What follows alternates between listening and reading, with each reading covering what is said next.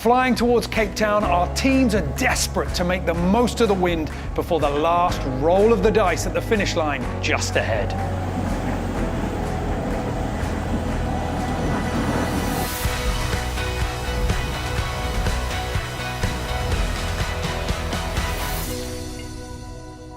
Welcome to the Ocean Race Show, where Race Control has our teams estimated to be finishing sometime around Sunday the 12th in the afternoon. But as you will hear, that ETA has a wide margin for error. Now, in this show, our last before the finish, we're going to be taking a look back at the past as well as diving into what is still to come down the racetrack. But first, let's have a look at what got us here. And we left our boats dealing with nosediving in tricky conditions and not wanting to take their foot off the throttle.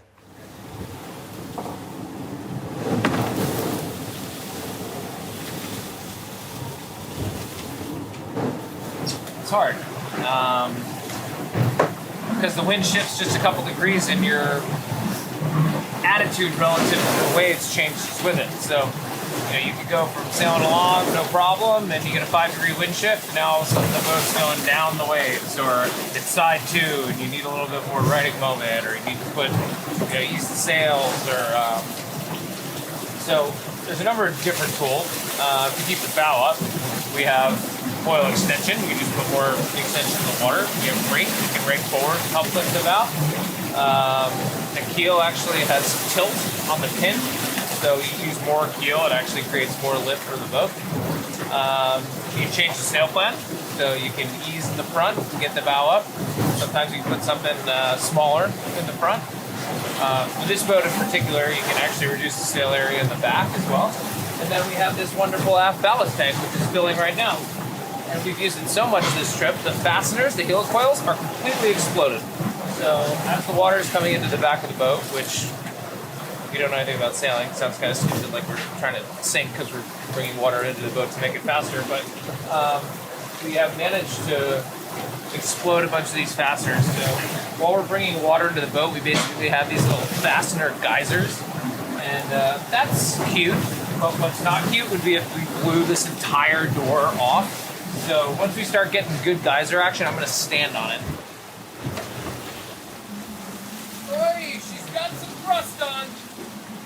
Using the sprinklers to know when to close the ballast tank inlet is a very analog way of sailing a digital boat, but it's worked for them, keeping the stern down and the bow up, reducing the nosedives. We've heard the sailors discuss the warning signs for these nosedives, and the most reliable one seems to be the noise. As the foil lifts you up and you get faster and faster, the speed increases and the whine starts getting louder and louder, and something's got to give. And see if you can tell when that moment is. There's a clip here of Team Wholesome PRB, and they go for a relatively comfortable nosedive, but see if you can hear it coming. No, it's quite bad sea state. Very gusty winds, like from 15 knots to 25 knots, and a boat which is just unmanageable. A lot of doing that. And it wasn't just nosedives for Team Wholesome PRB. That night, they had an obstacle that seemed to loom in front of them right in the dark. Someone put an island on our route. We had to try and go around an island. So we woke up Tom. I said, Tom, there's an island. He's like, yeah, I know there's an island. What are we going to do about it? I don't know, it's an island. So I went around the island. We wake up Georgia and said, come take a photo of the island. She said, it's dark, I can't. So she went back to bed. Gough Island was the obstacle that Sam was talking about, and Team Wholesome BRB had to avoid it to the north, sailing almost dead downwind in 20 knots before they could head back southeast, sailing parallel with all the teams hunting the best wind. Gulio Environment Team Europe was still behind to the west, with Biotherm in fourth, but still just about holding onto the pack in front. Team Wholesome PRB were in third, with 11th Hour Racing Team in second, and capping off an incredible last few days, Team Milizia in first as the fleet bounced off the ice limit, heading back to the northeast. The battle for first place turned into a drag race, with 11th Hour Racing Team hard on the stern of Team Milizia, and while only 20 to 30 miles separated the two leading boats, the wind for each team was very different, lifting Team Milizia further north, while 11th Hour held a better course, sailing over the same water just 1 hour later. This opened up a separation between the two, increasing the chance of 11th Hour Racing Team finding better breeze as Team Milizia held on to first for the moment. Yeah, no, I feel pressure. I can feel it as the boat starts to catch us up now. I can feel the almost frustration, I would say, you know, wanting to stay in the front, but you know, we're going to do everything we can to stay in between the finish line and the other boats. So yeah, I can feel it. Will Harris feeling the tension, and it's not just those on board who are nervous. Boris Herrmann, off for this leg due to injury, has had to watch from the shorelines where no sailor wants to be, but for the moment he has reasons to smile. Yeah, it is fantastic to see the team now doing well, being in the lead. And it makes these legs so interesting. It's probably one of the most interesting legs with the doldrums, the different climate zones the fleet has to sail through. And now again with a huge high pressure ridge in front of Cape Town, so they will all come much closer together, I think. It's far from decided here. For me personally, knowing that the boat works, we can compete with the best democracies in the world, with the best teams out there that have themselves prepared for a long time and that have some of the best sailors in the world on their boats. I mean, that is a huge satisfaction to see that. A very clean work of Nico on the weather, looks like, and a very good teamwork with good leadership from Will. It's been a good performance, but of course the leg is not over yet. But Boris Herrmann wasn't really surprised at how well Will Harris has performed on this leg. Well, we all know him as someone rock solid. Also very good at not getting disappointments too close to him, not letting them get too close to him. We were doing a TJV together where we went all the way west and it didn't pay off. It wasn't the right choice, but he was not really affected by that. He kept pushing the boat as if we were leading. And so this is a particular strength of him to be that stable. That's very good. The conditions are easing up for those in the front, but there are benefits to the wind getting less and the waves getting more comfortable on board. I do 3 hours straight. How does it feel? Very good. No noise, flat waters. And when you wake up, sun, Irene, Will with sunglasses like a bogus, a BG. Better sleep, but this ease in the wind means the 200-odd kilos of sails the sailors lashed to the stern needs to be moved forward to reset the trim of the boat. The work continues. For Guyot Environment Team Europe in 5th, they could enjoy the windier conditions a little longer, if indeed enjoy is the right term. Are you driving the boat or the boat is driving you? I'm not sure. I think it's 50-50. I'm definitely not in charge here. If you're on the back of a long wave, you go really fast. Days are longer for sure. 2-3 hours longer than before. And the light down here reminds me a little bit to winter days. Whatever the results from this leg, the teams have got an awful lot they can take from it, whether it's points to their overall scores or maybe lessons learned about what's working on board. But for Annie Lush on board Guyot Environment Team Europe, she's certain that we cannot rule out any boat, even hers, that's in last place for the moment. We're still in this, I think, and I can't wait to see what happens over the next 24 hours. I mean, for us, we've got to hope that this ridge is big enough that the guys at the front really stop, those front 314s. But we're still pushing hard. And I have distinct memories of this from the 2014-15 race with Team SCA. We were over 200 miles behind Mapfre and sort of ground them down in the last few days into Cape Town. And we had this plan that they're going to get stuck under Table Mountain and we're going to sail around them. It was like a dream. We sort of made it up. And then it actually happened. And we sailed them out Mapfre and ended up beating them into the finish line. So I've told my team about this. I have a big belief in Table Mountain. I think it could do a lot for our team, and I hope we can do this all over again. So Holcim, Malithia, 11th hour, go and sail under Table Mountain, and we're going to go around the outside. That's the plan. Annie Lush hoping her team continues to push hard because there are big risks for the leaders. So what does Team Militia do? They are in first place at this point, but of course they're about to sail off that ridge of breeze into the light winds. Now they could jibe south, but that would mean giving up the lead and potentially showing their hand to Charlie Enright on board 11th Hour Racing Team. It's a tricky moment and it takes careful planning. It's super hard to cross behind you. Maybe to cross. No, but No, it's not. It's what we expected. I think it's even good to trap them a bit. Because they what? At least we stay. I don't want to be the windward boat. Yes. Almost it's a rule. Never the windward boat. Because there is no windward. And we like to confuse them a little bit too. Yes. This is the mental game we play now. I think if we see them, we peel for the J3 just. Yeah. Just J3. But that's why they are slow. Okay, so we can continue them. Yeah. For Team Militia, the decision to do what would be a brave jibe south was made easier when their speed started to suffer compared with 11th Hour Racing Team, signalling that they were better off being smart and staying on the front. The jibe was such a turn that they were sailing away from Cape Town, adding miles between them and the finish, as well as giving up the lead to dart behind Charlie Enright and his team. And it wasn't just one boat they were gifting. Team Holcim PRB were 60 miles behind the Germans, but Team Militia came down from the north and crossed just 3 miles behind, seemingly content to sail into third. So a new order was established, and then it was the turn of 11th Hour Racing Team to sail off the front, running too fast off the strip of wind. They chose not to jibe, but rather headed up to a tighter angle, returning the speeds to the high teens, with Team Holcim PRB hot on their heels. They could only stick to this strategy for so long before slowing and knowing jibing south was worth the damage. Giving up the new lead was hard, and they flinched before ducking behind Team Holcim PRB and lining up in third place.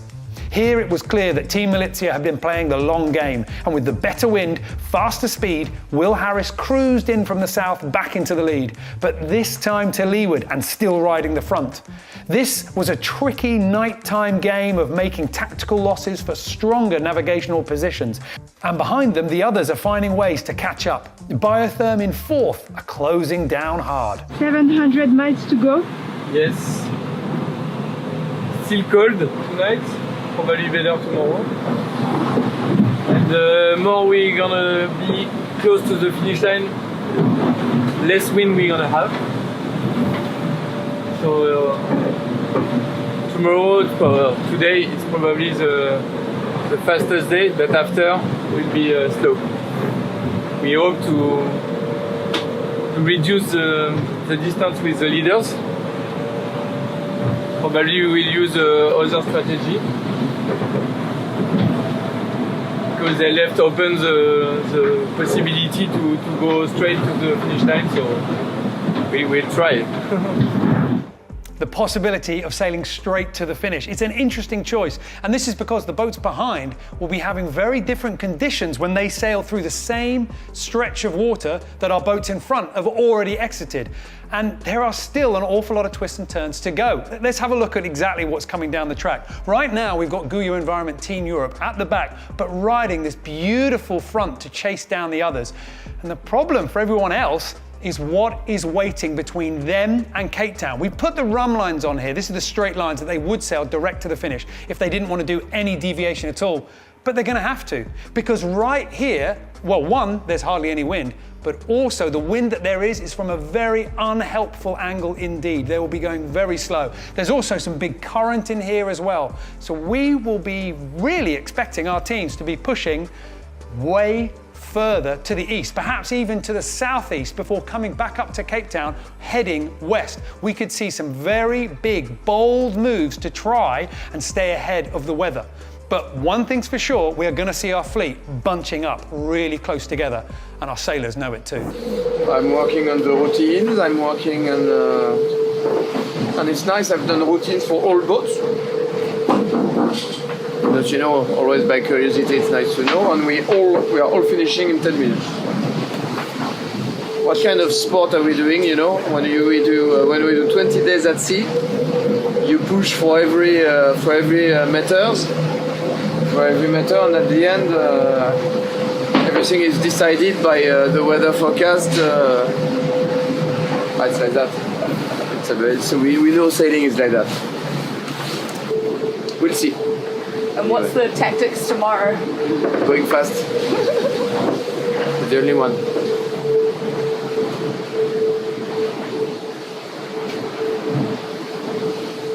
A tricky sport indeed, and those final twists and turns are going to play out over the next 24, 48 hours before our teams get to that finish line, predicted to be Sunday afternoon. But anything could happen in that final shutdown of the breeze, potentially right up to the finish line. We will be bringing you all the action from the import race and, of course, the leg start for leg 3 from Cape Town, and you're going to find all of that on Eurosport. But for the moment, you're going to want to keep your eyes glued to the tracker, just like our sailors out on the racecourse, fighting for every last mile. And now this little private gust here, we take it.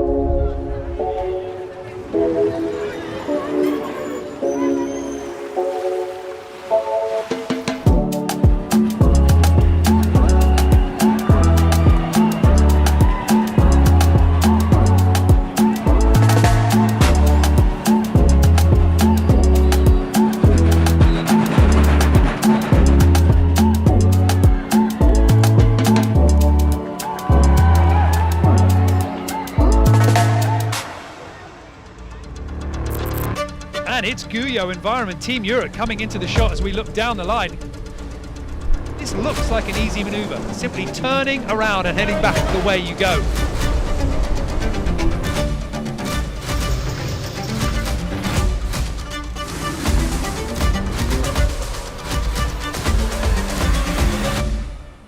The first 20 minutes super hectic, and then it gets a bit more easy. Good concentration, so we executed exactly like we wanted it. So I'm happy. And now this little private gust here, we take it.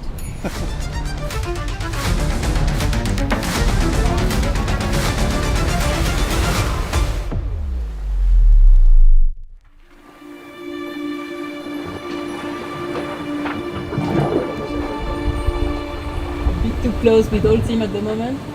My taste, but okay.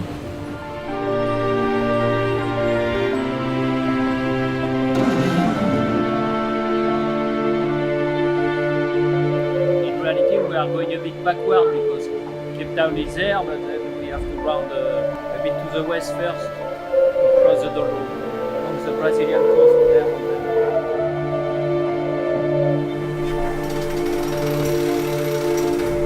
190 miles from Cabo Verde. We were still feeling this night the shadow of the islands.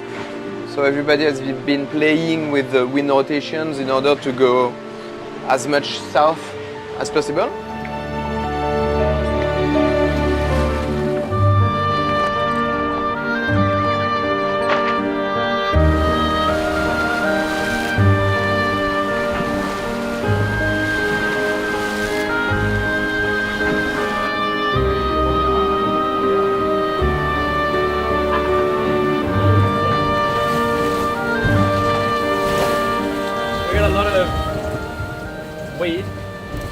I guess it's lots and lots of it, so the whole deck's covered in it.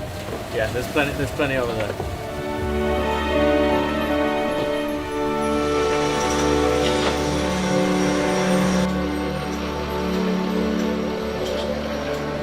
Next jibe, straight to the doldrums.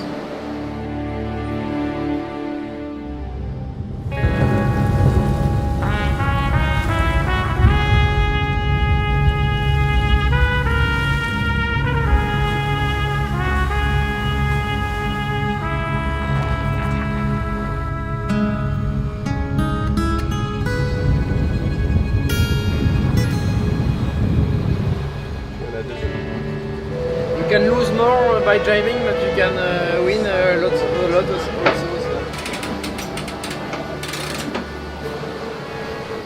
Is it too risky or not? We'll see. The future only will know. We think that 11th hour has followed our jibe. Right. I shouldn't be stressed by that. It's a game. It's a game. Well, an important one. Vous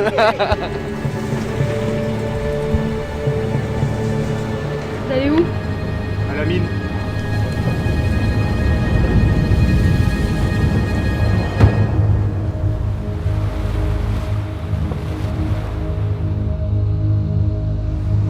Sunrise at latitude 0.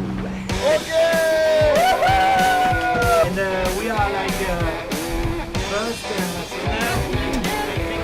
A little cheers to Neptune. Great job, Neptune. Thank you. Ceremony.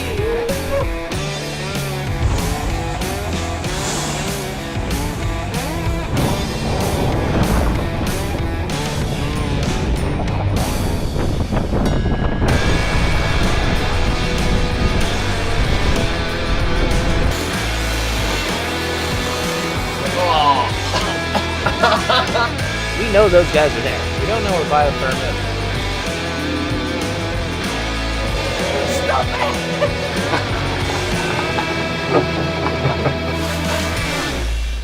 All the way south until we come back up.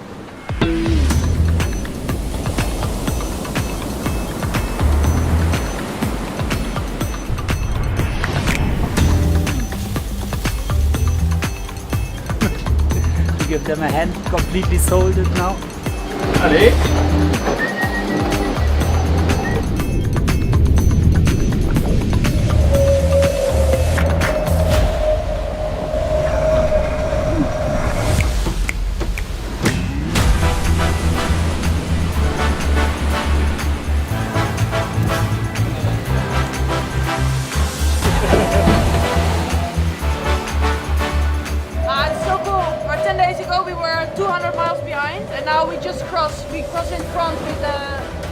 mile. It's magical.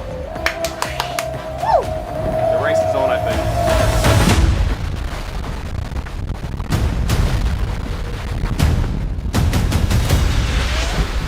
Jockey pull. Okay, hold. Oh fuck, to destroy the spinnaker now.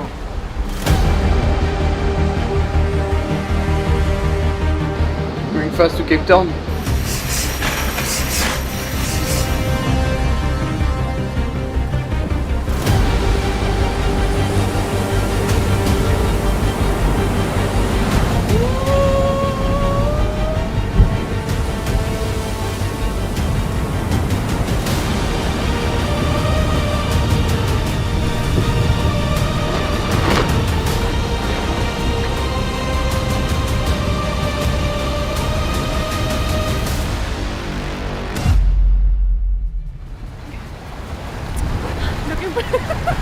Looking pretty for Cape Town. Still 12 miles from the finish. They seem excited. We're not yet.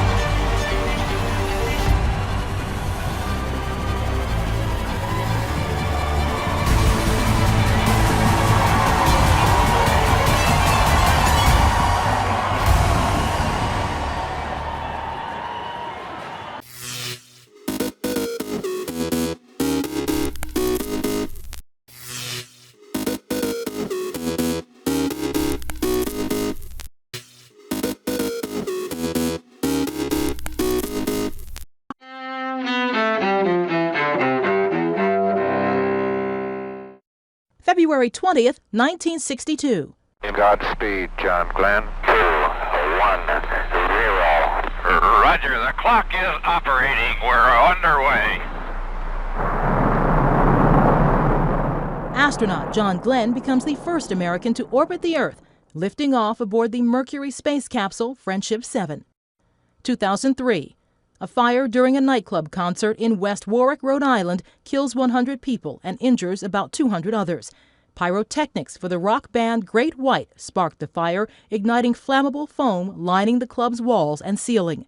The club's owners and the band's former tour manager later plead guilty to involuntary manslaughter charges.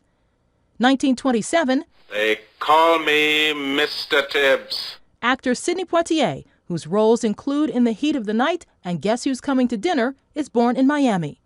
And 1998. When I stepped on the ice, I had a feeling like, I knew what the Olympics was about. I have that feeling of just like pure joy. American Tara Lipinski becomes the youngest gold medalist in the Winter Olympics. The 15-year-old clinches that honor when she wins the ladies' figure skating title in Nagano, Japan. Today in history, February 20th, Carlotta Bradley, The Associated Press.